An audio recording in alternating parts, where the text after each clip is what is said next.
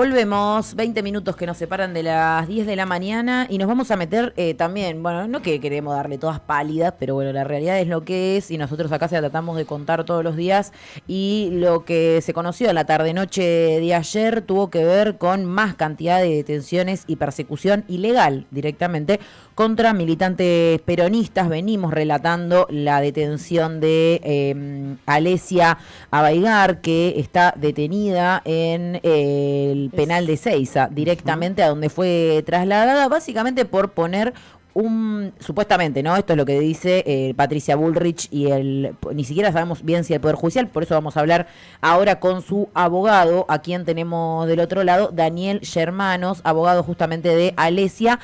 Al otro día, como decíamos, de que varios otros militantes hayan sido detenidos por esta misma acusación de haber puesto un pasacalle y tirado estiércol en la puerta de la casa del diputado José Luis Espert. Daniel, ¿cómo estás? Primero, muchas gracias por tu tiempo. Te saludamos de este lado, Delfina, Franco y Malena.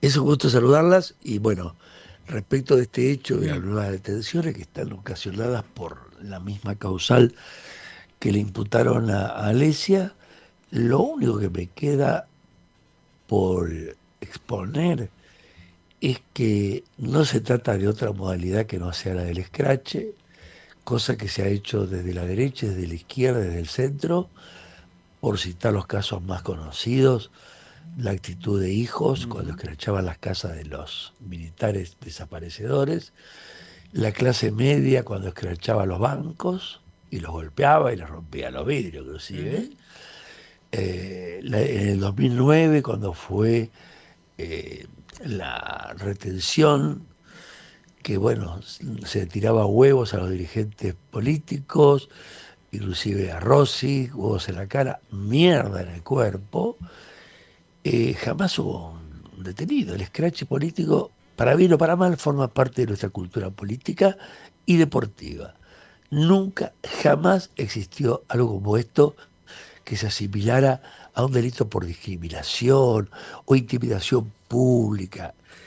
Es una forma de insultar, de putear, y en este caso defensiva, porque se hizo contra un diputado que trata de generar un odio hacia un sector político. Si hay alguien que quiere que se odie al kirchnerismo como si fuera una raza apestosa a la que llama cuca, en obvia alusión a las cucarachas, que merecen ser pisadas. Y bueno, estas cosas que él hace, a más de uno le pueden dar inclusive miedo. Es más, y más miedo aún, porque lo que yo llamé la profecía Espert, que es cárcel, ya se cumplió con Alesia, bala se cumplió con Grillo, y ahora falta que se cumpla ahorcar gente en la plaza, ¿no? Entonces, si cualquiera de nosotros está en el listado de los cucas, nos pueden pisar mañana, ahorcar, meter presos o una bala. Entonces es razonable en acercar y decirle, cortala, sos una mierda. Es muy razonable. Es un escrache, yo llamaría defensivo. Desde ya, en el sentido que fuera el escrache, no es punible penalmente, ningún juez lo entendió así, en ningún caso, ni siquiera hubo actuaciones municipales en estos temas. Y recordemos que lo del campo duró 100 días y jamás hubo una acción represiva, detenido, golpeado, nada. Es más, yo que soy hace muchos años abogado del sindicato de camioneros, tuve camioneros baleados por los ruralistas, cuando alguno de ellos quería pasar por una ruta cortada, los baleaban. Y no hubo causas penales abiertas, porque era una refriega social, con razones o no de ambos lados, pero nadie entendió que los que actuaran fuesen delincuentes. Tal cual. Daniel, buen día, Franco lo saluda de este lado.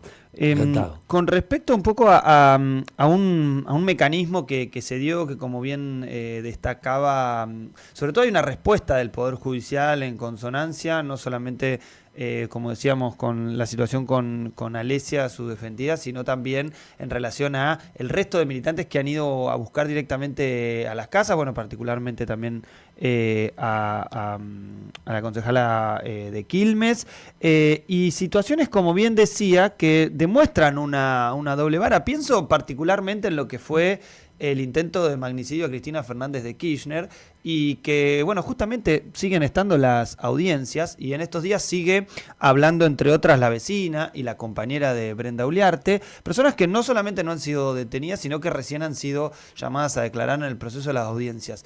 ¿Esto habla un poco del funcionamiento que venimos destacando todo el tiempo del Poder Judicial, o cree que hay concretamente una velocidad particularmente para con el diputado Esper y posible candidato en la provincia de Buenos Aires? Sí, realmente el tema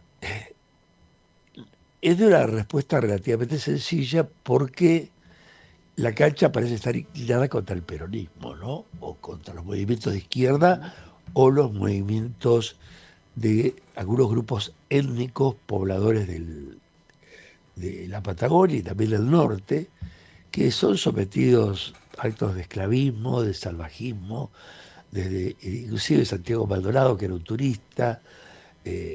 Muchísimos de ellos han pasado por situaciones horribles, hay en algunos casos con la muerte, y no ha pasado absolutamente nada. Ha habido un manto de encubrimiento.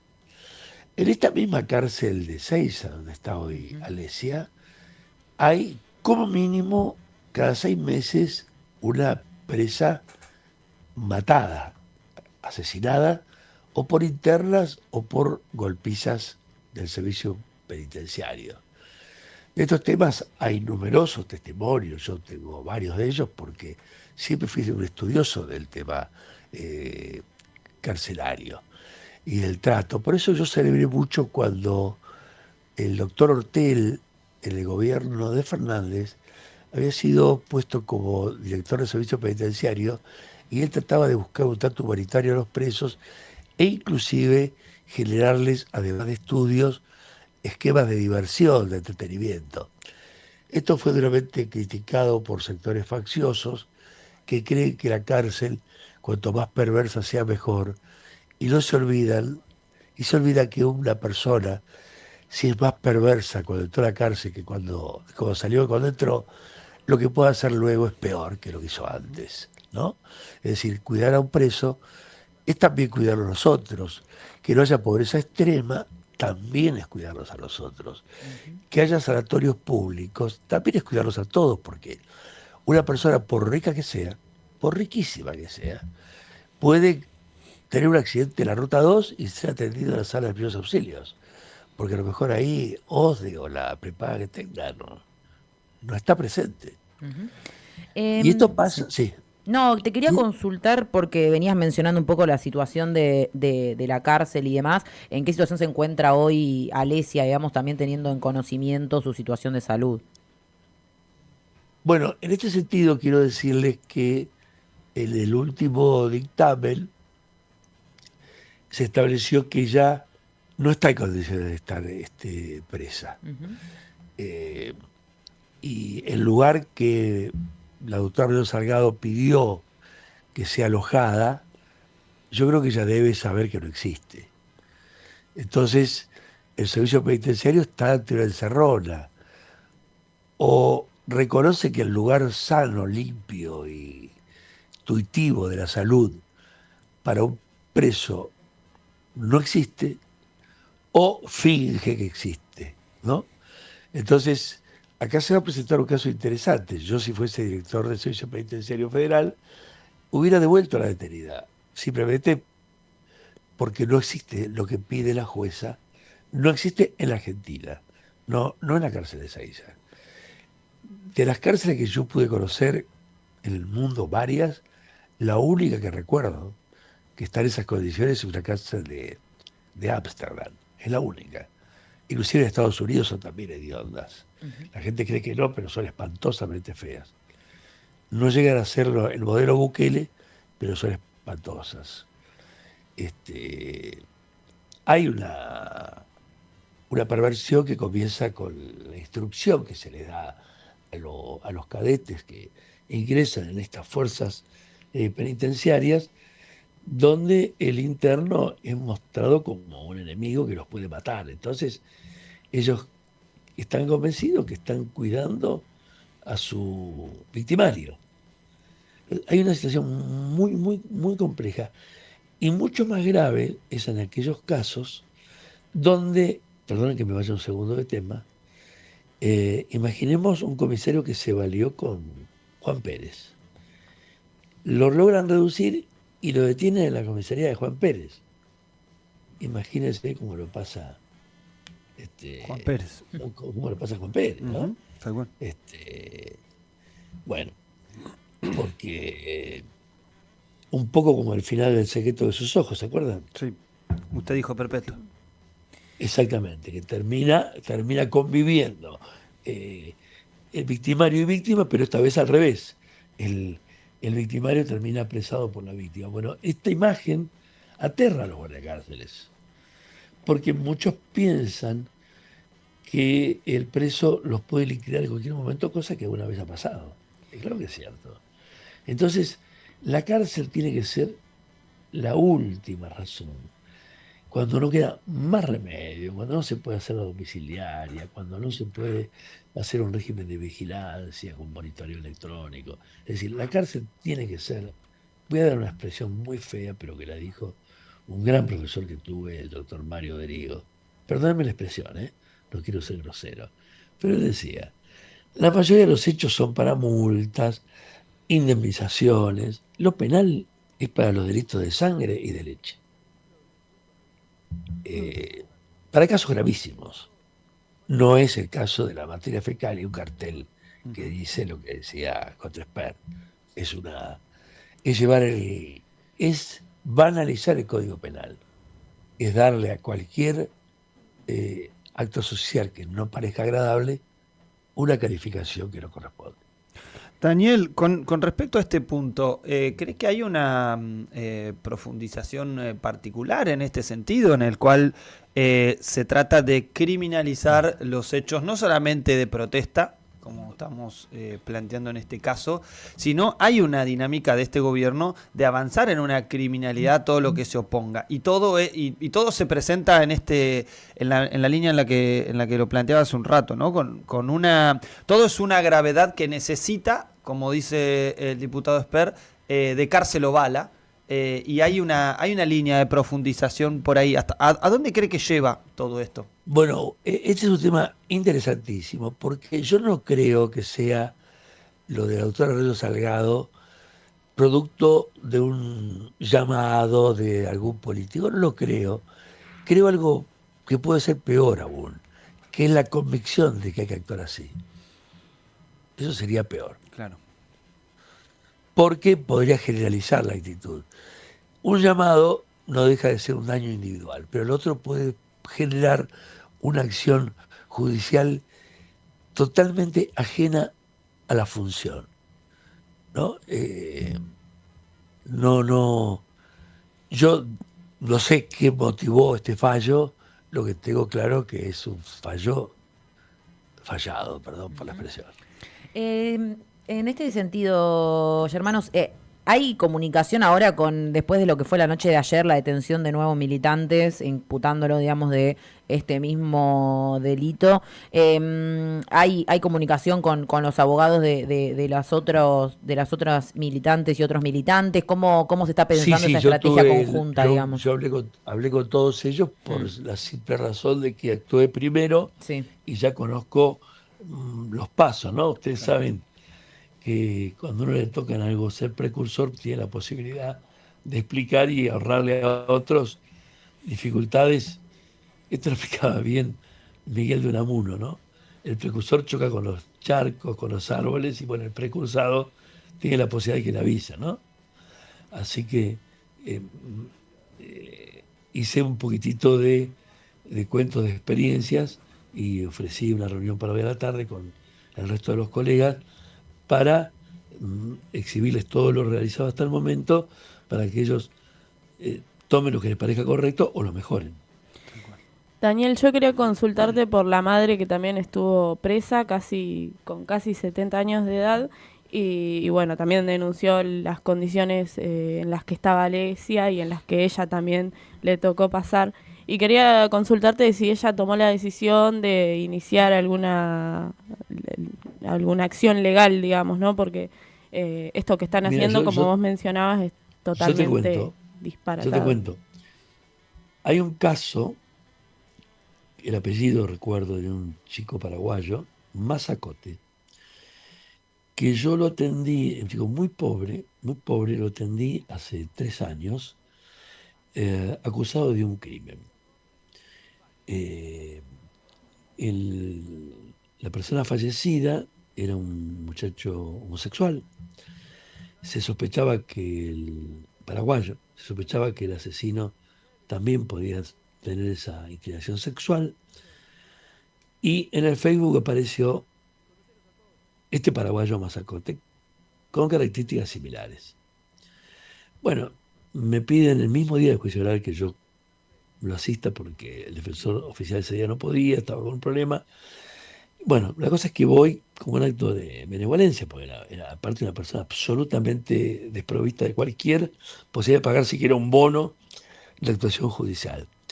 Ni bien empieza el juicio, yo pido que se muestre el video donde entra al edificio, sale del edificio la persona que lo había matado, el último que estuvo con esta persona en un edificio. Cuando lo veo, esto al minuto que comienza el juicio, ese hombre medía, imaginemos, 1,78. Me pareció que mi cliente era bastante más bajo. Le pedí que se parara, pedí permiso al tribunal, y un muchacho muy bajo, que no llegaba a 1,60 m. Entonces, pedí, es muy sencillo calcular por un portero que estaba ahí la altura de ambos, y a los 3 minutos terminó el juicio con este señor absuelto, porque evidentemente, bueno, en los 2 años de instrucción nadie se había dado cuenta que había una diferencia de casi 20 centímetros entre el verdadero asesino y el preso. ¿Hasta ahí está claro? Sí. Esto ya de por sí es gravísimo. Cuando iniciamos el juicio hay 11 prejuicios para que el Estado le pague, le negó el Estado de la indemnización. O sea que no solamente te meten en cana al recontrapedo, sino que ni siquiera te indemnizan por ese error gravísimo donde te arruinan la vida. Estamos en un país en formación todavía. Pero para Daniel, recuerden el caso, sí. Mazacote. Recuerden, no es fácil de recordar. Perfecto. Para quitarnos la duda y quedarnos con eso también, queríamos saber esto, ¿no? De si se va a iniciar o no una acción legal. Seguramente sí, pero por eso cité el caso Mazacote, pues si Mazacote 2 años preso, claro, no le pagaron un solo centavo. Claro, sí.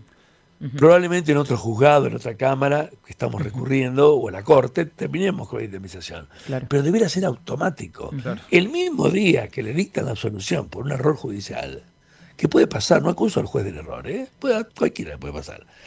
Pero cometiste un error, pagalo. El Estado no puede no pagar eso. Totalmente. Daniel, te agradecemos por el tiempo. Entonces, bueno, como decíamos, Alesia está detenida y el resto está en comisaría, no ha sido trasladado a Ezeiza. Todavía no han sido indagados siquiera, están incomunicados. Sí. Una de las chicas es mamá de 5 chiquitos, otro es un pibe de 22 años, ninguno de ellos tiene antecedentes penales, salvo la concejala que tiene ese cargo gravísimo, que es concejala. Claro. Eso es jodido. Terrible. Es jodido. Daniel, muchísimas gracias por estos minutos. Vamos a seguir obviamente este tema de cerca, seguramente hablaremos más adelante, pero bueno, de por sí decirte y decirle también en este caso a tus defendidos, que los micrófonos de Trinchera están más que abiertos para cualquier comunicación. Lo sabemos y nosotros de alguna manera también estamos en la trinchera.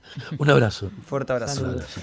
Pasaba Daniel Germanos, en este caso abogado de Alesia Abaigar, detenida, alojada en el penal de Ezeiza, luego de este escrache a el diputado José Luis Espert, el mismo de Cárcel Bala, el mismo de que hay que colgarlos en la plaza. Y el mismo de que insultó a la hija de la expresidenta. Si quieren ir a revivir la entrevista, la verdad que es bastante desagradable, pero es una entrevista que realizó con Jonathan Viale, que la respuesta de Jonathan Viale es: ¿para tanto? Para tanto, le dice, y absolutamente ahí termina este intercambio.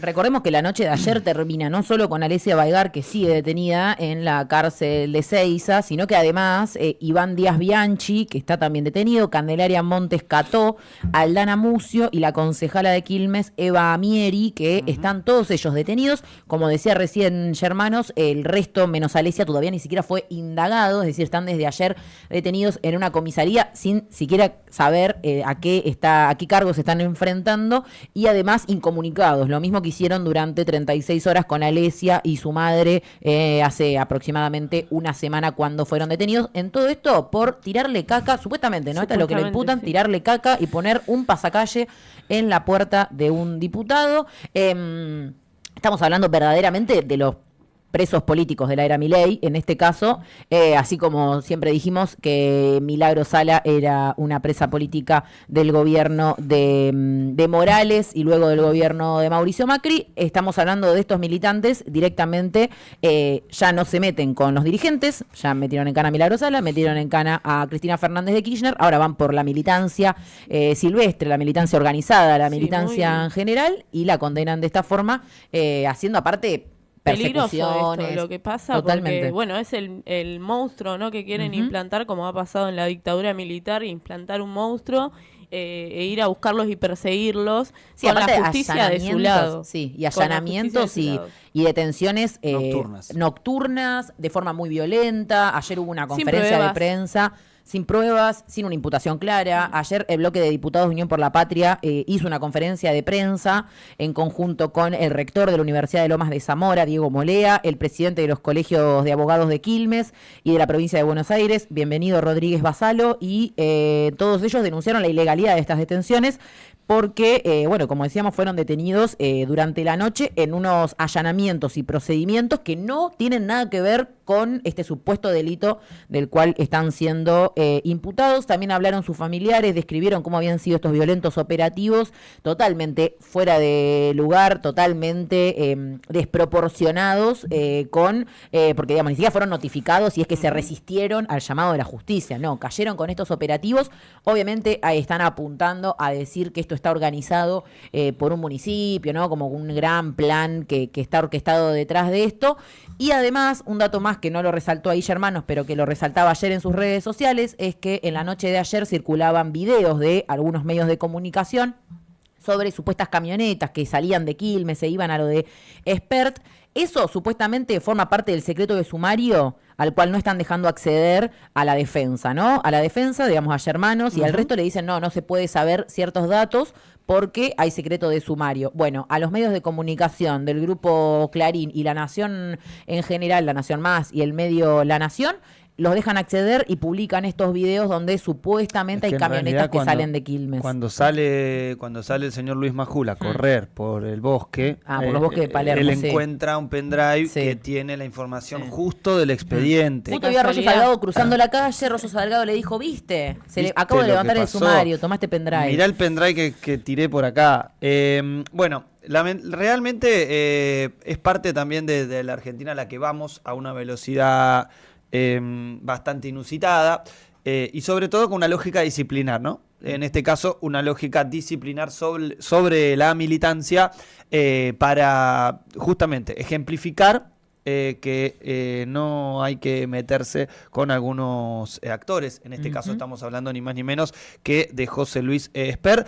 Lo más terrible de todo es que esto seguramente quiera ser utilizado como barco de campaña, porque en cuanto se confirme la candidatura de José Luis Espert, esto va a continuar y concretamente lo que están haciendo sufrir a estos militantes es justamente en clave de la construcción discursiva de cara a una campaña, lo cual lo hace más miserable incluso en la dimensión de enemigo, lo hace más miserable a este tipo que ayer fue increpado en la Cámara de Diputados por distintos diputadas, principalmente porque eran todas mujeres, en lo que fue la sesión de diputados del día de ayer también. Que ahora en unos minutos nada más vamos a repasar luego de la tanda de las 10 de la mañana.